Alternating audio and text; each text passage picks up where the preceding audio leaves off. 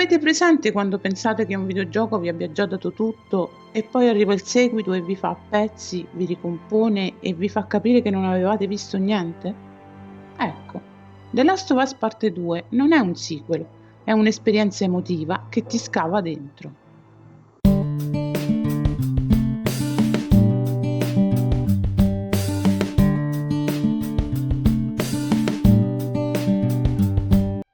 Benvenuti geek! Oggi parliamo di un titolo che ha diviso, fatto discutere, commosso e arrabbiato. Insomma, ha lasciato un segno. The Last of Us Parte 2, uscito nel 2020 e sviluppato da Naughty Dog, è stato un vero terremoto nel panorama videoludico. Io l'ho giocato con le cuffie, luci spente e fazzoletti a portata di mano e vi assicuro che non è stata solo una partita, è stata una seduta di terapia emotiva intensiva. Trama.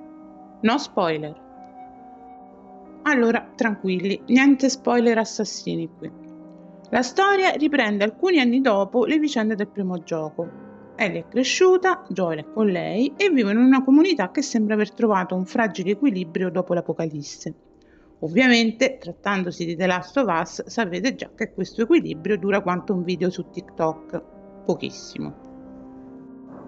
Da lì parte un viaggio fatto di dolore, scelte impossibili e un percorso che non parla solo di sopravvivere, ma di cosa significa vivere davvero e soprattutto di cosa siamo disposti a fare per amore, per vendetta e per non perdere noi stessi.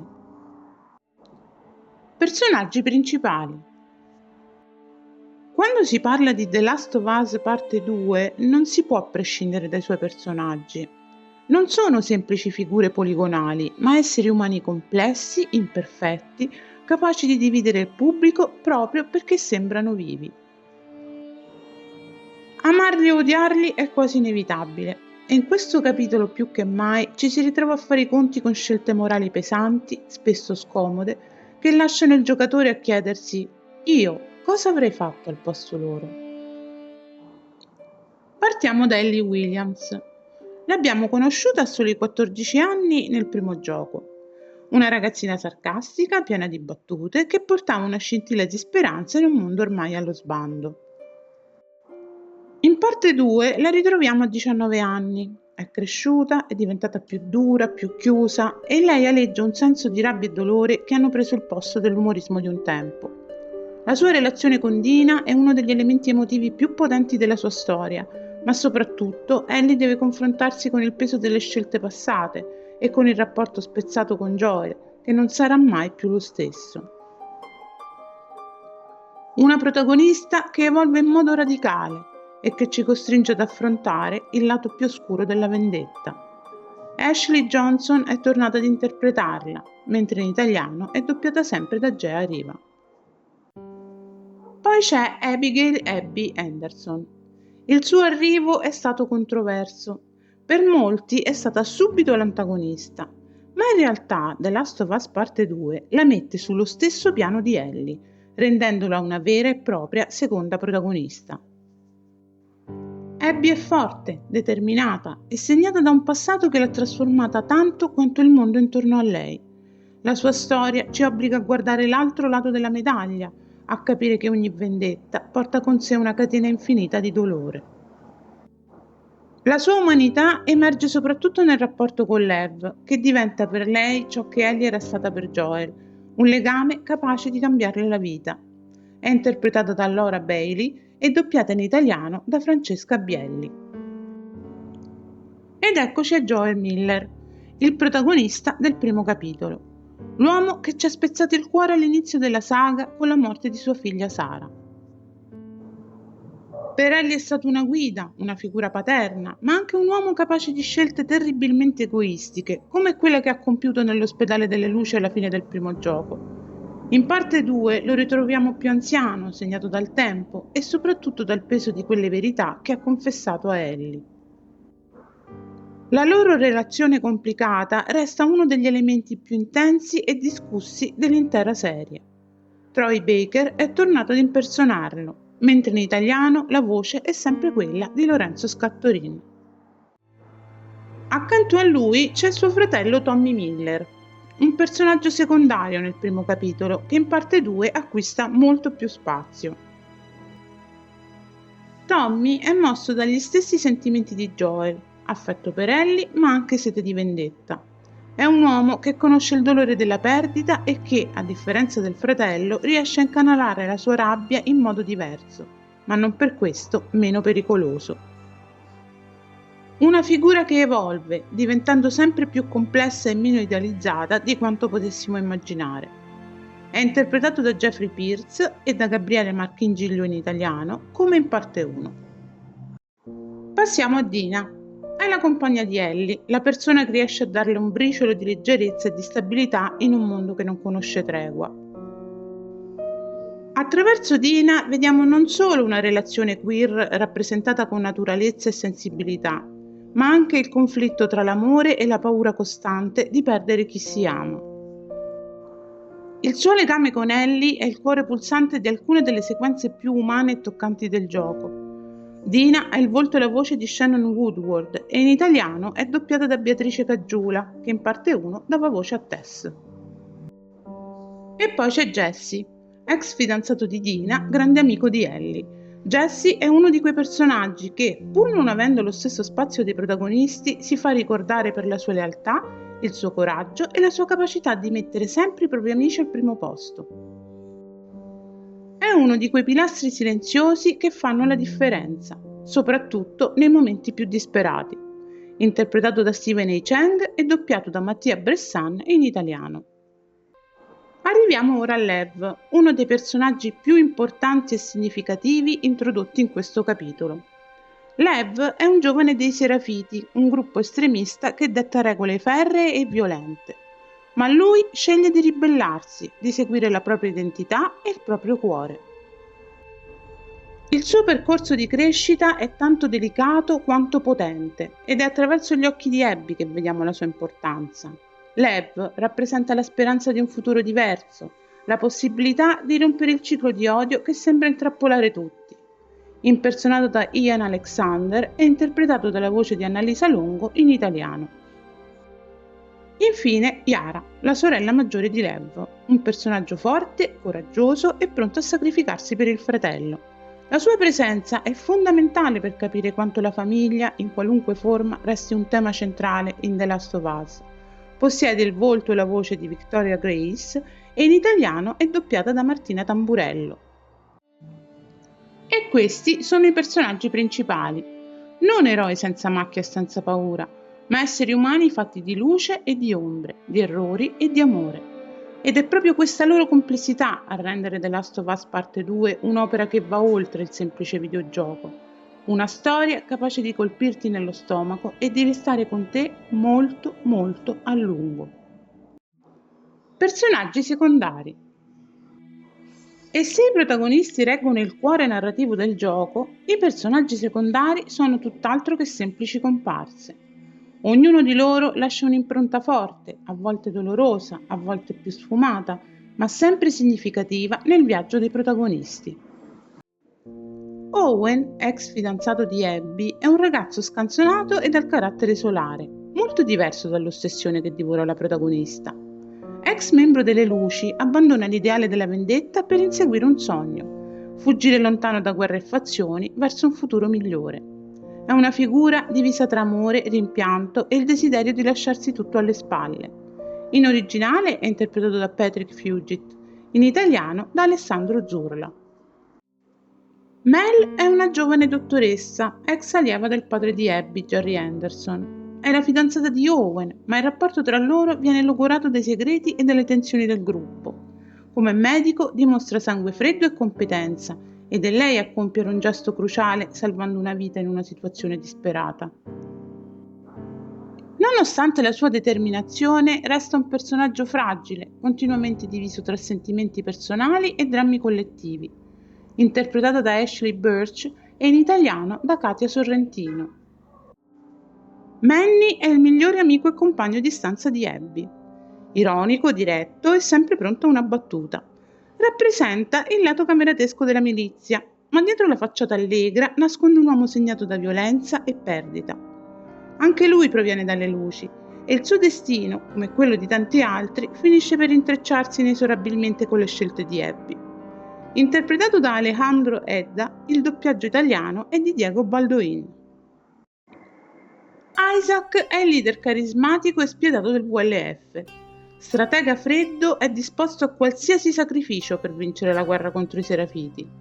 È la dimostrazione di come il potere in un mondo post-apocalittico finisca inevitabilmente per trasformarsi in tirannia. Ha il volto e la voce di Jeffrey Wright, mentre in italiano è doppiato da Massimiliano Lotti. Jerry è il padre di Abby, nonché il chirurgo delle luci che già nel primo capitolo avrebbe potuto cambiare le sorti dell'umanità, ma al prezzo della vita di Ellie. È la sua morte per mano di Joel a diventare la scintilla che accende l'intera trama di The Last of Us Parte 2. Interpretato in originale da Derek Phillips e in italiano da Claudio Colombo. Maria, già conosciuta nel primo capitolo, è la moglie di Tommy e cognata di Joel. È una donna pratica, forte, che si prende cura della comunità di Jackson e cerca di tenere unite le persone in mezzo al caos. Con lei vediamo un lato più civile del mondo di The Last of Us, quello che ancora tenta di ricostruire una parvenza di normalità. Impersonata da Ashley Scott, doppiata in italiano da Lucy Matera.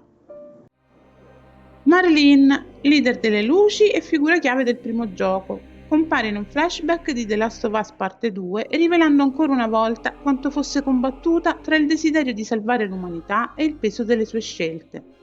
Ad interpretarla è tornata Merle Dandridge e in italiano ha sempre la voce di Stefania De Peppe. E così, attraverso questa rete di protagonisti, comprimari e figure che incrociano per un istante il cammino di Ellie e Abby, The Last of Us Parte 2 costruisce un mosaico di vite spezzate, di scelte difficili e conseguenze inevitabili. Ogni personaggio, grande o piccolo che sia, lascia un segno tangibile, una cicatrice che si intreccia con quelle degli altri. È questa coralità, fatta di voci, volti e destini intrecciati, a trasformare un semplice videogioco in un'esperienza emotiva che resta dentro. Perché alla fine, in questo mondo devastato, non esistono davvero comparse. Ognuno è protagonista del proprio dramma. Sviluppo. Qui Naughty Dog si è superata. Davvero. Tecnicamente il gioco ha una spanna sopra a tantissimi titoli usciti nello stesso periodo. Le animazioni facciali sono talmente credibili che a volte sembra di guardare un film. E le ambientazioni vive, piene, curate fino al dettaglio più assurdo. Giuro, ti viene da pensare che qualcuno abbia passato settimane intere a lavorare solo su una lattina arrugginita buttata in un angolo. Il gameplay riprende quello del primo capitolo. Stealth, combattimenti, crafting, ma qui diventa tutto più duro, più sporco, più brutale. Ogni scontro è un'esperienza tesa, faticosa, viscerale. Non c'è nulla di eroico, c'è solo la sopravvivenza. E poi la struttura narrativa. Audace, spiazzante, divisiva. Naughty Dog non si è fatta problemi a distruggere aspettative e ribaltare prospettive, obbligandoci a guardare gli eventi da più punti di vista. Non a caso Neil Druckmann aveva detto: se il primo gioco parlava d'amore, questo sarebbe stato costruito sull'odio. E aveva ragione. L'odio diventa il motore che muove personaggi e scelte e che porta avanti la storia. Il risultato è un videogioco che mescola azione, stealth, sopravvivenza e persino sfumature horror. Le mappe sono ampie ma sempre dense, fatte per non lasciarti mai respirare del tutto. Le meccaniche migliorano e ampliano quelle del primo capitolo. Puoi saltare, scalare, strisciare per non farti vedere e ogni tanto un compagno non giocante ti affianca, utile sia nelle fasi stealth che in combattimento. Il viaggio ti porta da Jackson a Seattle, da Salt Lake City a Santa Barbara. 4 luoghi, 4 atmosfere, ognuna con un pezzo di mondo in rovina da raccontare. Torna anche la famigerata modalità ascolto, quella che è praticamente l'ecolocalizzazione dei gamer. Ti concentri e vedi i nemici come sagome dietro i muri. Poi, raccogliendo integratori, potenzi le abilità su 3 rami principali: sopravvivenza, creazione e stealth. Così puoi diventare più preciso, craftare più in fretta, costruire armi improvvisate e persino attaccare un silenziatore alla pistola. Ma la vera chicca sono i cani da guardia. Qui non puoi fregare il loro naso, ti seguono, ti braccano, costringendoti a inventare sempre nuove strategie. Un dettaglio che cambia tutto. E parlando di dettagli, come dimenticare il bacio tra Ellie e Dina? In apparenza una scena semplice, in realtà una sfida tecnica e enorme. L'attrezzatura per la motion capture rendeva difficile persino far avvicinare gli attori. Eppure il risultato è stato un momento iconico, intimo, che dimostra quanto Naughty Dog curi ogni sfumatura, anche la più delicata. Il supporto non si è fermato all'uscita. Ad agosto 2020 arrivò la patch con la modalità realismo e la Permadeath Mode, la sfida definitiva.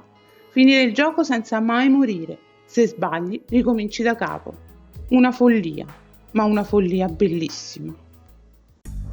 Accoglienza. E qui arriviamo al bello. The Last of Us Parte 2 ha fatto arrabbiare un sacco di gente. C'è chi lo ha odiato per le scelte narrative, chi non ha sopportato certi personaggi, chi gridava al tradimento e poi c'è chi, come me, lo ha visto come un capolavoro che ha avuto il coraggio di non essere fanservice ma di raccontare qualcosa di autentico.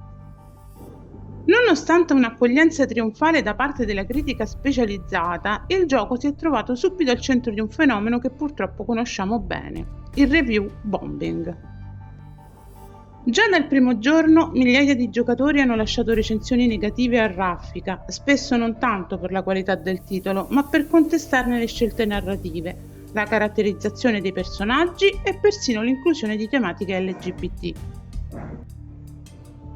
Alcuni hanno parlato di agenda SJW, altri hanno accusato gli autori di aver rovinato i personaggi storici, arrivando persino ad attaccare direttamente attori e sviluppatori. Eppure, a distanza di pochi mesi, gli stessi utenti su Metacritic hanno eletto The Last of Us Parte 2 come il miglior videogioco del 2020. Quindi sì, prima lo massacrano e poi lo premiano. Coerenza, livello recensisco ristoranti su TripAdvisor. Anche la violenza esplicita è stata molto discussa. Alcuni trailer avevano già fatto storcere il naso per la loro brutalità e all'uscita molti hanno accusato Naughty Dog di aver esagerato. Neil Druckmann ha risposto chiaramente: quella violenza non era pensata per intrattenere, ma per respingere. Vogliamo che il giocatore provi repulsione per le azioni che compie, ha detto, perché è l'unico modo onesto di raccontare il ciclo della violenza. Una dichiarazione che fa capire bene quanto la brutalità non fosse fine a se stessa, ma un tassello fondamentale della narrazione. Insomma, non era splatter gratuito, non aspettatevi Mortal Kombat con la chitarra di Ellie. E poi la questione della rappresentazione. L'omosessualità di Ellie, già nota grazie a Left Behind, qui diventa centrale e se da una parte ha scatenato critiche feroci, dall'altra ha rappresentato un punto di svolta per tanti giocatori LGBT che finalmente si sono sentiti visti e raccontati. Anche la presenza di Lev, un personaggio trans interpretato da un attore trans, Ian Alexander, ha aperto un dibattito. Alcuni hanno contestato l'uso del dead name da parte dei nemici o il fatto che la sua storia fosse stata scritta da autori cisgender. Altri invece hanno riconosciuto che si trattava di un passo coraggioso e importante per una AAA. Le polemiche sono state tante, complesse e non basterebbe un video per sviscerarle tutte. Qui posso solo accennarle, ma se volete un approfondimento dedicato scrivetelo nei commenti, potrei farci un video a parte. Fatto sta che The Last of Us Parte 2 è riuscito a fare quello che pochissimi giochi hanno mai fatto, far discutere chiunque su tutto. E se c'è una cosa che internet ama quasi quanto i gattini, è litigare. E in mezzo a tutto questo rumore, i numeri restano lì a parlare da soli. The Last of Us Parte 2 è stato il videogioco più premiato non solo nel 2020, ma di tutta la storia del medium. 321 premi come gioco dell'anno, superando mostri sacri come The Witcher 3 e lo stesso primo The Last of Us. Tra i riconoscimenti più prestigiosi ci sono l'Ultimate Game of the Year ai Golden Joystick Awards e ovviamente il Game of the Year ai The Game Awards 2020.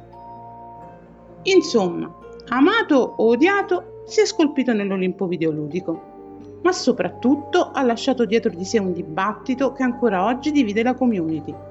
E ditemi voi quanti giochi riescono a fare una cosa del genere 5 anni dopo l'uscita. Remastered, sequel e serie TV. The Last of Us Parte 2 non si è fermata al 2020. Il 19 gennaio 2024 è tornato in versione remastered su PlayStation 5 e ovviamente non poteva arrivare in sordina. Prima un leak da PlayStation Store, poi l'annuncio ufficiale. Chi aveva la copia per PS4 poteva fare l'upgrade con $10, mentre i collezionisti hanno potuto mettere le mani su un'edizione speciale con steelbook, toppe, spille e figurine. Insomma, la solita tentazione a cui è difficile resistere. La remastered non è solo più bella e più fluida, ha anche portato un sacco di novità. Grafica migliorata, caricamenti velocissimi, supporto al DualSense e perfino un commento audio con Neil Druckmann, Eli Gross e i doppiatori principali. Ma le vere chicche sono 3. Primo, Guitar Free Play, che ti permette di suonare liberamente con Ellie, Joel e persino Gustavo Santaolalla, con strumenti sbloccabili che arrivano fino a un banjo. Secondo, Lost Levels, 3 sequenze scartate durante lo sviluppo, incomplete ma accompagnate dal commento dei designer. Terzo, No Return, una modalità roguelike che ti fa scegliere tra 10 personaggi diversi e affrontare scontri generati casualmente fino al boss finale. Ogni run è diversa e quando finisce perdi tutto. Tensione pura. E poi c'è la domanda che tormenta i fan. Ci sarà mai una parte 3? Nel 2021 Druckmann aveva detto di aver già delineato una possibile trama insieme ad Eli Gross. Nel 2024, con il documentario Grounded 2, aveva addirittura lasciato intendere che la saga non fosse finita, parlando di un'idea molto intrigante. Ma a marzo 2025 ha gelato tutti. Non scommettete sul fatto che ci sarà un altro The Last of Us. Insomma, un tira e molla continuo che non fa che aumentare la curiosità. Infine, la serie HBO. La seconda stagione ha iniziato ad adattare la parte 2 e già questa è stata una scelta coraggiosa. La storia è più lunga, più complessa e soprattutto più divisiva. La stagione copre solo fino al Seattle giorno 3 di Ellie e lascia intendere che la terza sarà dedicata ad Abby. Se volete approfondire, ho fatto una recensione episodio per episodio della stagione 2. La trovate nella playlist dedicata, linkata nelle schede qui sopra, in descrizione e a fine video. Ed è qui che il cerchio si chiude. Videogioco, remastered, futuro incerto e persino serie TV. The Last of Us Parte 2 non è solo un titolo da giocare, è un universo che continua a crescere e a dividere, proprio come la vita vera. E ora è il momento di tirare le somme. Conclusioni. In definitiva, The Last of Us Parte 2 non è solo un videogioco, è un'esperienza che ti scuote, ti mette a nudo e ti costringe a guardare oltre il semplice schermo. È più crudo, più adulto e più coraggioso del primo capitolo. Se il primo mi aveva conquistata, il secondo mi ha distrutta e poi ricostruita, pezzo dopo pezzo, scena dopo scena, emozione dopo emozione. Qui Naughty Dog ha dimostrato che il medium videoludico può raggiungere la potenza emotiva di un film, la profondità narrativa di un romanzo e la tensione di un thriller, intrecciando tutto in un unico racconto perfettamente orchestrato. Non c'è eroe senza macchia, non c'è violenza senza conseguenza, non c'è scelta senza peso. Ogni momento di gioco ricorda quanto fragile sia la linea tra vendetta e giustizia, tra odio e empatia, tra perdita e speranza. E poi c'è Abby. All'inizio l'ho odiata, al punto da pensare seriamente di abbandonare il gioco quando la trama mi costringeva a impersonarla. Ma andando avanti, quella stessa parte di storia che temevo è diventata la mia preferita. Ho finito per amarla più di Ellie. L'ho amata per la sua empatia, per la sua umanità, per la sua complessità.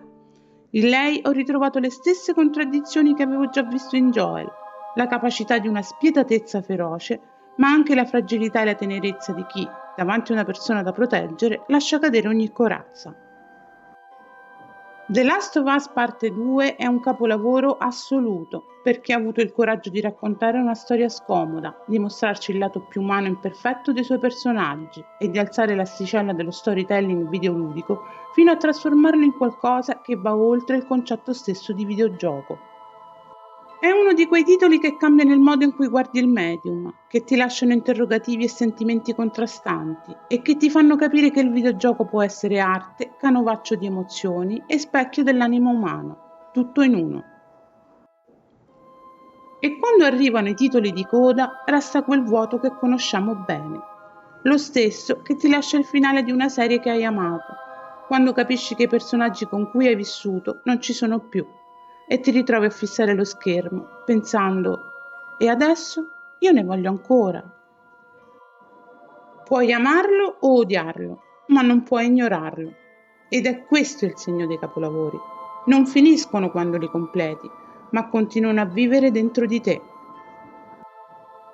Non è un gioco che si completa, è un'esperienza che ti cambia per sempre, perché alla fine non ti rimane solo il ricordo di una partita, ma la consapevolezza di aver vissuto una storia che ti ha guardato dentro l'anima. Voto 10 su 10.